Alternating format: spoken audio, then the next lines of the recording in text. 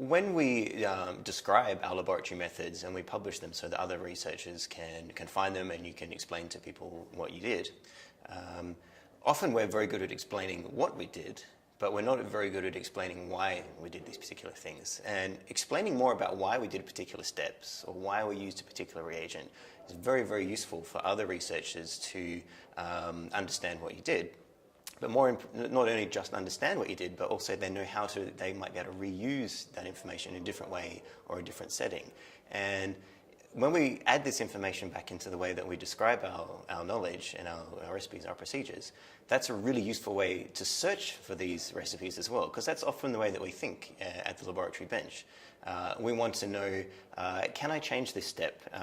What are the consequences of changing that step? Have other people tried it this way or that way? But because we don't add enough description about that into our laboratory procedures, we can't use that information to search across the recipes, if you like. So my research is looking at coming up with a shared language, a common vocabulary, if you like, that we can all agree that these are a standard way to describe the way that we do these things. And then that can become as a sort of an index that people can look up and then see all the examples of a certain type of recipe or a certain type of procedure.